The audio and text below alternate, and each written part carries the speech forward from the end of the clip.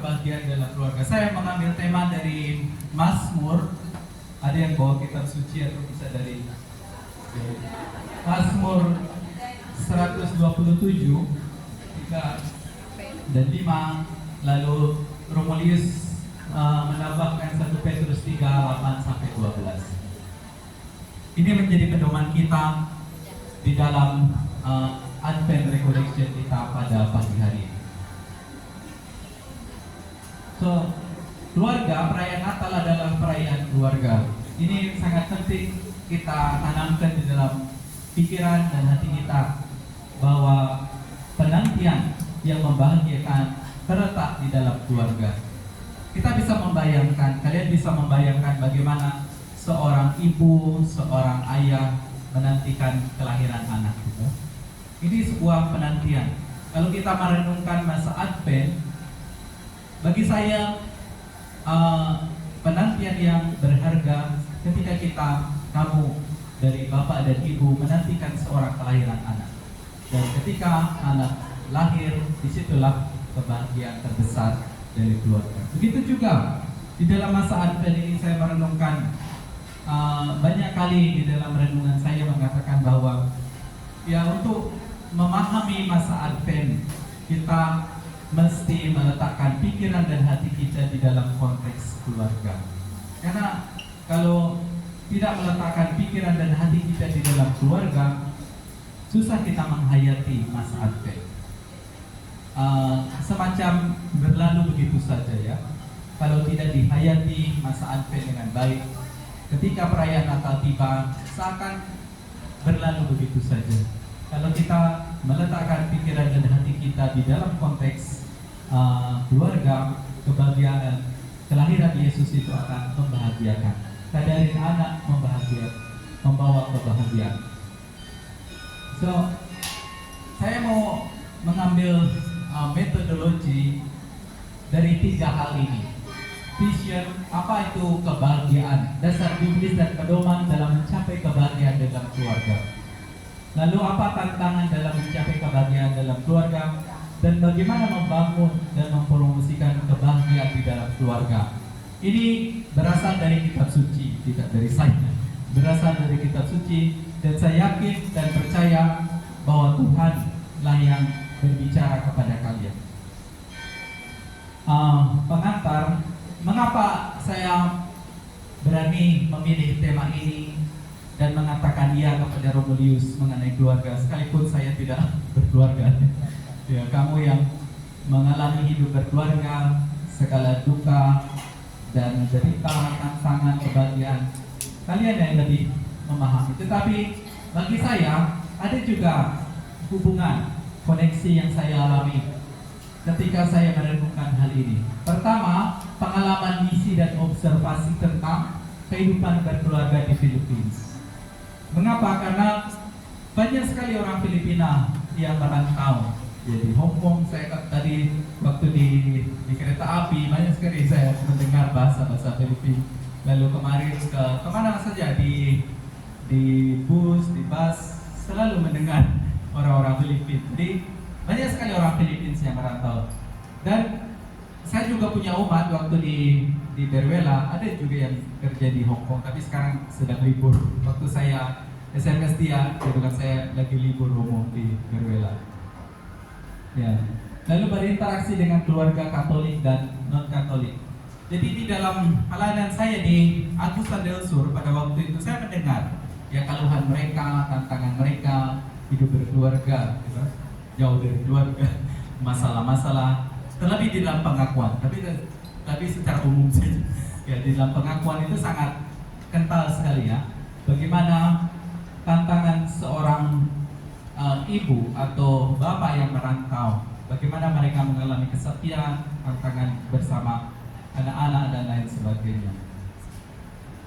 Kemudian di Philippines juga mereka sangat dekat dengan keluarga, ya sama dengan kita budaya timur ya, family times, family bonding, family reunion, family ties, resilient, ketabahan bahwa ditinggal sama keluarga itu sangat luar biasa. Dan ini menjadi alasan saya mengapa saya memberanikan diri berbicara mengenai keluarga. Karena bukan pertama-tama personal pengalaman, tetapi observasi saya kepada umat saya di sana. Dan saya juga punya beberapa teman dekat dan kadang juga pergi ke rumah mereka, mengunjungi mereka, mengetahui situasi mereka. Banyak sekali orang-orang Filipina yang di Amerika, di Middle East, di Arab Saudi, di Dubai, di Hong Kong, dan rata-rata tantangannya sama, ya, mengenai keluarga. Ada juga couple who tries bersahabat dengan whole families.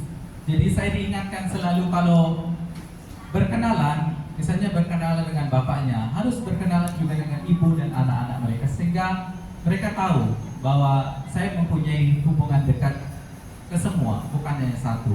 Kalau satu itu yang bahaya. Kalau yang penting ada semua tahu, anak-anaknya kenal, lalu di mana bapak dan ibunya semua. Orang Filipina adalah orang-orang yang bahagia juga. Ini juga ada survei, ya, bukan saya ngomong, survei bahwa orang Philippines adalah orang-orang yang paling bahagia. Apakah benar atau tidak? Tapi dari pengalaman saya ada benarnya. Mengapa?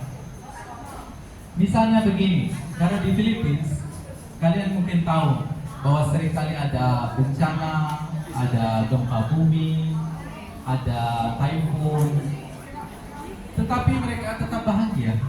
Ya, sekalipun ada situasi seperti ini, saya mengalami. Dan saya pernah bertanya kepada mereka. Banyak sekali ada perayaan pesta, ada lechon, tahu lechon ya? Lechon yang babi guling. Babi guling itu di mana-mana di Filipina. Jadi lechon itu selalu ada pembaptisan, ada pernikahan, ulang tahun itu selalu ada. Sekalipun mereka sangat sederhana sekali. Tetapi kalau ada lechon, itu adalah ungkapan kebahagiaan mereka. Bukan ungkapan kebahagiaan. Kalau tidak ada lechon, tidak ada party, tidak ada salu-salu mereka bilang. Jadi ini kebahagiaan. Jadi tantangan juga dosa-dosa, ya, seperti yang saya katakan. Ini bukan membuka rahasia, tetapi ya secara umum, ya, dosa-dosa. Lalu bekerja di luar negeri, UFW, kemiskinan, utang budi. Ini tantangan juga. Mereka bilang utang budi sama utang juga kan, utang budi, utang saka bubukon mereka bilang. Jadi mereka punya utang, ya, kepada sesama, kepada Tuhan. Ini sangat kental, ya, masalah anak dan sebagainya. Ini masalah pengakuan, yang misalnya di kampung, kalau sebelum misa itu ada juga yang mengaku dosa bahwa anak mereka nangis, juga. Ini macam begini. Lalu di kampung-kampung, karena jauh dari paroki, kami harus mengunjungi jalan kaki ke kapel-kapel. Lalu mereka juga mengaku dosa. Ini ya, keindahan menjadi seorang misionaris di tempat terpencil. Komunikasi juga keluarga. Bisa mengatakan ya atas tawaran untuk berbicara tentang keluarga atas dasar semuanya ini. Dan saya yakin dan percaya ada hubungannya juga dengan kalian juga. Ada hubungan dengan apa yang kalian rasakan, jauh dari keluarga, jauh dari rumah, anak-anak, suami, dan lain sebagainya. Dan ini merupakan sebuah tantangan dan sekaligus bagi saya adalah sebuah anugerah. Mengapa anugerah? Kira-kira? Ibu?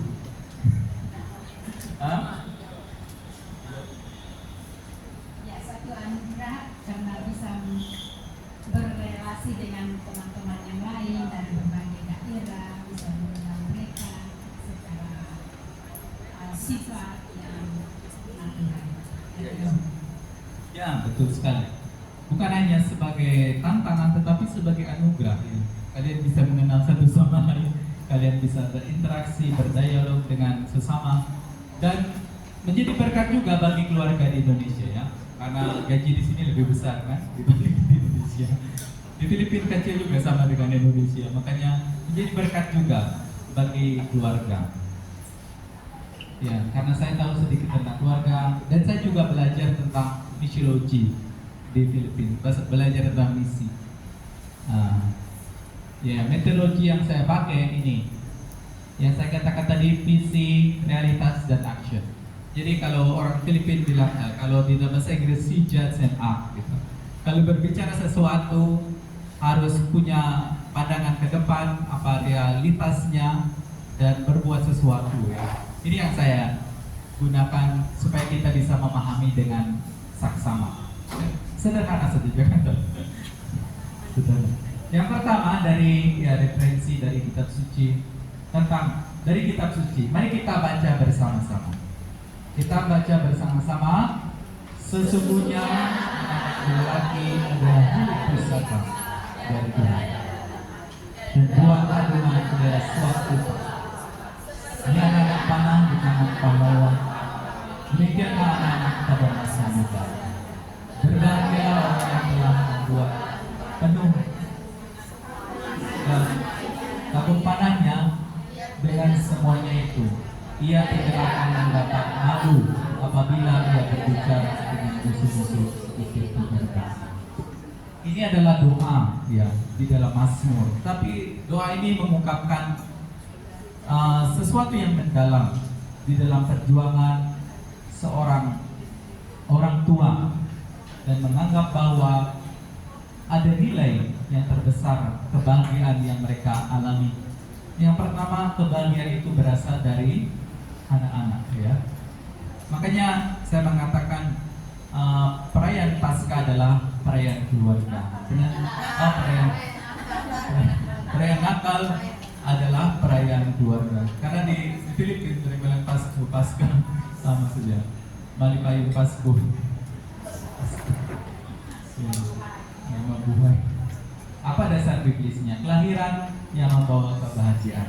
Jadi kelahiran Yesus sesungguhnya membawa kebahagiaan. Bukan hanya orang Katolik, tapi semuanya. Mazmur 127 adalah lagu salam tentang kelahiran seorang anak. Hal ini bisa dibandingkan dengan pengalaman di dalam kitab Rut dan juga kitab Yesaya. Sebab itu perempuan-perempuan berkata kepada Noami, terpujilah Tuhan yang telah menolong engkau pada hari ini dengan seorang penebus. Termasyurlah kiranya nama itu di Israel. So, dia menyanyikan sebuah mazmur pujian syukur atas kelahiran. Ini juga kelahiran, misalnya kelahiran Yohanes, kelahiran Yesus juga membahagiakan. Dan kalau kita lihat juga di dalam kitab Yesaya, Yesaya juga mengalami hal ini. Bahkan dia mengatakan bahwa sebelum pada waktu saya berada di dalam kandungan ibu saya, Tuhan telah memanggil saya. Jadi dia sungguh melihat ke depan, pandangannya ke depan, bahwa kebahagiaan itu terletak di dalam anak-anak mereka. Dan ini juga menjadi sebuah anugerah yang kita terima dari Tuhan. Jadi kebahagiaan kalian sebagai orang tua, tentu anak juga. Tetapi di sisi lain ada juga penderitaan. Penderitaan di sekolah. Tadi saya tanya orang-orang ngomong di sini berapa punya anak. Ya sedikit ya, karena dia hidup juga di Indonesia juga, Pak. Di Filipina juga sekarang tidak terlalu banyak anak, tapi zaman dulu banyak sekali. Kalian tahu kakek dan nenek saya, mereka punya anak 12. Ibu saya nomor 5. Ini nomor 5. Nomor 5 ibu saya. Bayangkan 12 anak, 6 lelaki, 6 laki-laki, 6 perempuan. Jadi 12 rasul. Satu jadi romo, ya, satunya jadi, yang lainnya ya jadi guru, jadi apa. Ya, ini kebahagiaan. Jadi kebahagiaan yang saya mau poin yang mau saya ungkapkan, bahwa kebahagiaan pertama-tama ini dalam kitab suci dari keluarga, dari anak-anak yang menjadi milik pusaka dikatakan. Apa perbedaan pengertiannya? Menurut beberapa ahli kitab suci mengatakan fikih upah. Ini adalah upah yang diberikan Tuhan. Mereka menjadi jaminan untuk keberlanjutan garis keturunan sebagai harta warisan dan sebagai hadiah yang dipercayakan oleh Tuhan. Lalu Paus Yohanes Paulus kedua mengatakan anak-anak merupakan mahkota keluarga. Jadi Paus Fransiskus, kehadiran anak-anak merupakan tanda keberlangsungan keluarga melalui sejarah keselamatan dari generasi ke generasi. Makanya dari itu ya ada juga ungkapan kalau tidak punya anak sepertinya di kurang bahagia. Ada kutukan juga, kalau zaman Yesus dulu ada kutukan bahwa misalnya Elizabeth, lalu di dalam kitab suci banyak juga ada kisah-kisah. Nah, kisah-kisah orang tua yang tidak mempunyai anak. Jadi macam ada kutukan, ada rasa malu bahwa tidak punya anak. Maka dari itu di dalam kitab suci yang pertama-tama, kebahagiaan itu terletak di dalam keluarga. Amin. Kita dalam keluarga. Ini juga berkaitan dengan hidup saya. Ya, saya mengatakan tadi bahwa orang penting di dalam hidup saya, ibu saya, kakek dan mengapa kira-kira? Di mana bapak saya? Waktu itu katanya cerita dari keluarga yang saya bongkar sedikit. Nah, ini betul yang terjadi. Ketika ibu saya berpacaran dengan bapak saya, ibu saya orang Katolik, bapak saya tidak Katolik, jadi Hindu. Jadi tetangga sebelah jadi orang Hindu. Jadi ketika mereka pacaran, ya mungkin karena ibu saya sangat cantik, hamil. Waktu pacaran beberapa tahun, akhirnya hamil, belum menikah waktu itu katanya. Dalam cerita, ya waktu itu ketika pacaran, ibu saya masih SMA karena cantik, ya hamil di luar nikah. Lalu dua keluarga bertemu, keluarga dari ibu saya, keluarga dari bapak saya. Singkat cerita di kampung, kalau zaman dulu belum ada mixed marriage, belum ada pernikahan campur hubungan Katolik dengan Muslim, belum terlalu menjadi hal yang lumrah di tempat saya. Akhirnya mereka bercerita, berdiskusi di desa, di dusun. Pokoknya akhirnya karena keluarga dari ibu saya dari Katolik, kami hanya sedikit sekali orang Katolik di Bali. Tidak mau ibu saya ini pindah ke Hindu, tidak mau pindah agama Hindu, dan tidak juga diizinkan. Lalu kalau di dalam tradisi Hindu di Bali, yang memegang peranan penting adalah laki-laki. Segala warisan, apa-apa, segala pokoknya bergantung dari laki-laki. Sekalipun misalnya dia punya kasta tinggi, pokoknya ikut laki, segalanya ikut laki, semuanya warisan juga laki. Jadi susah untuk pindah, ya. Kalau dia pindah, ya semuanya tidak dapat apa. Pindah. Akhirnya setelah diskusi lama, refleksi, mungkin tahu saya bagaimana. Ibu saya juga ya menderita mungkin waktu itu ya, mungkin mencintai, saya mencintai. Akhirnya diputuskan di dalam keluarga besar pisah, tapi belum menikah.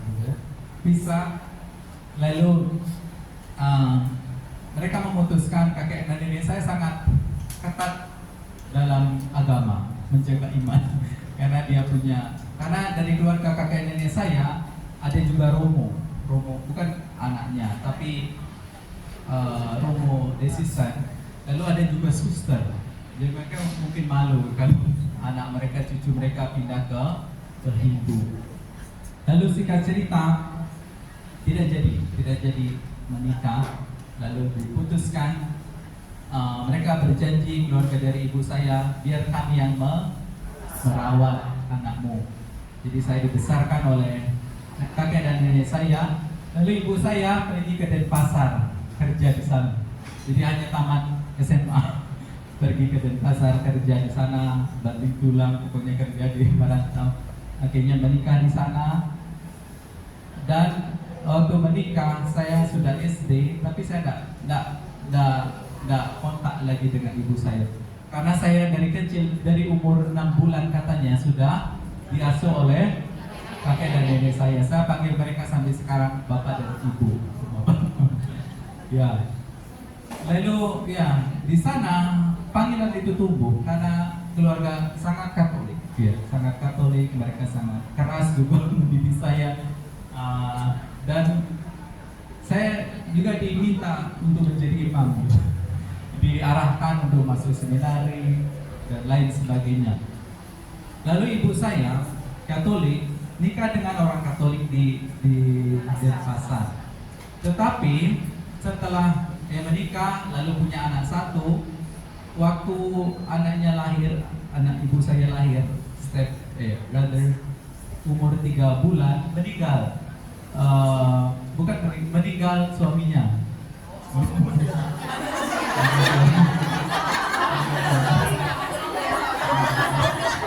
Meninggal suaminya. Lalu ya setelah berapa tahun menikah lagi yang ketiga. Jadi kami punya tiga saudara, 3 bapak. Karena cantik itu lebih. 3 bapak, lalu yang terakhir dengan orang Flores. Sekarang masih hidup yang bapak angkat. Itu, tapi kembali ke ibu saya sekarang ya. Jadi saya dibesarkan oleh bapak dan kakek nenek saya. Makanya yang penting bagi saya di dalam kehidupan itu kakek nenek dan ibu saya. Mengapa? Ya karena mereka yang membesarkan, lalu merawat saya. Ya mungkin ini adalah kebahagiaan dari seorang kakek dan nenek ya. Itu yang cerita awal. Saya mau mengkaitkan tentang kebahagiaan itu terletak pada anak ya, bukan kepada lain-lain. Lalu keturunan adalah rahmat yang membawa penebusan ya. Kalau di dalam teologi dikatakan salvific gift, rahmat yang membawa penebusan. Ini juga penting ya di dalam keluarga, membawa penebusan juga kan. Ya mungkin saya juga membawa penebusan atas dosa-dosa ibu, dosa-dosa bapak. Dan saya hanya 2 kali bertemu dengan bapak asli saya. Waktu saya SMA, waktu saya seminari yang di Malang, ya di Malang 2 kali. Itu karena disuruh. Ya karena persyaratan ya, karena masuk seminari, saya mau menekankan tentang keturunan ini, bukan gitu, yang membawa rahmat penebusan. Ya. Ada hubungannya juga mungkin ya, dalam refleksi saya. Jadi waktu menjadi frater, membina, menelaah hidup, ya, menelaah keluarga, karena fondasi di dalam formasi itu juga keluarga. Karena dikatakan di dalam konstitusi, dalam serikat kami, keluarga adalah donatur terbesar, ya. Bukan uang, tetapi keluarga menyerahkan anaknya. Jadi harus ditelaah dari mana di keluarganya, apakah sungguh-sungguh keluarga baik atau tidak, ya, ditelaah. Jadi saya ceritakan tentang keluarga saya, dan salah satu syaratnya harus ada penebusan, harus ada healing antara saya dengan keluarga. Dan ini menjadi hal yang susah ya, karena saya secara jujur saya belum mengampuni waktu itu. Susah ya, karena tidak punya bapak kan.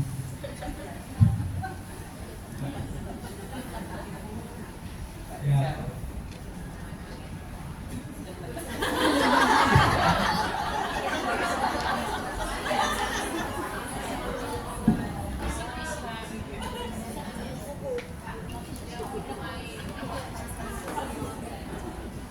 Terharu saja. Jadi diminta untuk berdamai, itu secara singkatnya diminta untuk berdamai dengan orang tua. Jadi ada secara psikologis harus berdamai di dalam formasi, karena di dalam formasi mungkin susah tahu juga harus ada holistic information, ya, tidak hanya intelek, perasaan juga, psikologis, keluarga, semuanya harus ditata ulang. So hal ini nyata di dalam diri Yesus juga menjadi penebus. Jadi saya saya membayangkan juga mungkin ini panggilan saya menjadi penebus dosa-dosa dari keluarga. Paus Fransiskus mengatakan melangsungkan keturunan dan mendidik anak pada dasarnya merupakan cerminan karya Allah pencipta, karya penebusan itu berlangsung terus-menerus. Yesus juga, kalau kalian membaca di dalam kitab Matius, ada genealogi, garis keturunan Yesus. Jadi tidak semuanya orang baik, banyak orang perempuan yang berdosa, yang bersalah. Akhirnya lahir Yesus jadi penebus. Jadi mungkin ini juga kalian bisa merenungkan di dalam hidup kalian ya, menjadi orang rantau juga menjadi penebus bagi keluarga, ya, bagi anak-anak, garis keturunan dan lain sebagainya. Ada juga, saya selalu percaya ada rencana Tuhan yang sangat menonjol di dalam hidup dan panggilan kita. Kalau kita selalu connect ya, menghubungkan di dalam rencana dan karya keselamatan. Amin. Yang nomor 4 bukan hanya sebagai penebus rahmat, tetapi juga protection dan prestige. Anak panah di dalam Mazmur tadi, anak panah mengungkapkan perlindungan juga, kehormatan, martabat dan nama baik, identitas. Ya, anak-anak akan mendukung dan membela orang tua pada masa tua. Mereka menjaga orang tua ketika mereka sudah tua. Anak-anak digambarkan sebagai anak panah di tangan pahlawan. Mereka membela orang tua dari serangan musuh. Inilah bagi saya pengertian teologis yang mendalam ketika ya kalian mempunyai anak ya. Mungkin sekarang tidak baik ya kan, ada yang nakal, ada yang kurang baik. Juga kalian juga sebagai anak ya, zaman dulu mungkin ada masalah atau apa. Dan menurut kitab suci, ya kita dipanggil menjadi penebus juga. Di dalam arti tertentu, bukan menjadi penebus dunia, tapi menjadi penyelamat bagi keluarga. Maka dari itu, kehadiran kita di tempat rantau juga menjadi berkat ya bagi keluarga di rumah yang kesulitan, finansially, ekonomikali kesulitan. Dan ini bagi saya adalah rahmat ya, penebusan, protection juga. Perlindungan, karena bagi saya misalnya dalam konteks saya ya, kayak ibu saya, keluarga saya tidak terlalu sangat-sangat miskin ya, sederhana karena ibu saya tamatan SMA saja, lalu kerja di Denpasar, hanya jualan-jualan sederhana, ya punya anak, lalu suami juga ikut meninggal yang pertama pisah, yang kedua meninggal, sekarang yang ketiga ya, bersama masih hidup. Dan ini juga bagi saya sebuah proteksi bagi saya. Mengapa? Karena statusnya berubah, ya karena keluarga-keluarga di Bali, di mana-mana dia anaknya, ibunya anaknya Romo, anaknya menjadi Romo.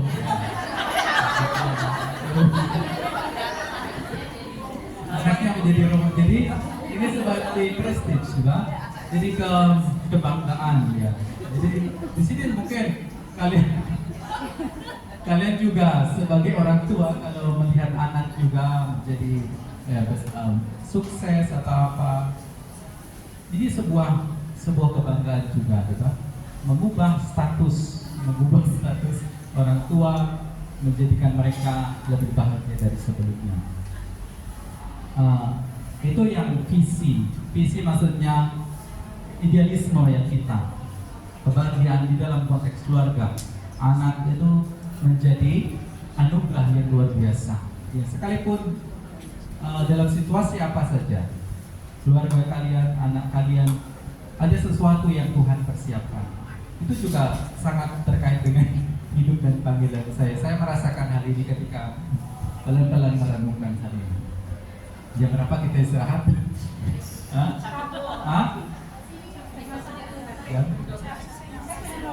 Oh, hampir sudah. Karena masih sering ada yang pertama tentang visi, ya? Idealisme, kebahagiaan, yang kedua realitas, lalu yang ketiga bagaimana membangun keluarga. Jadi kita istirahat dulu. Karena setelah itu masih bisa kan? Ya. Mungkin ada yang mau bertanya, sharing sedikit supaya tidak saya saja yang berbicara. Ya. Ya, masih ada beberapa yang mau saya katakan. Terlebih di dalam Petrus 1 Petrus 3:8-12. Ini jawaban bagaimana kita mempromosikan kebahagiaan itu di dalam keluarga. Dalam situasi apa saja ada jawaban dari Tuhan. Amin. Amin.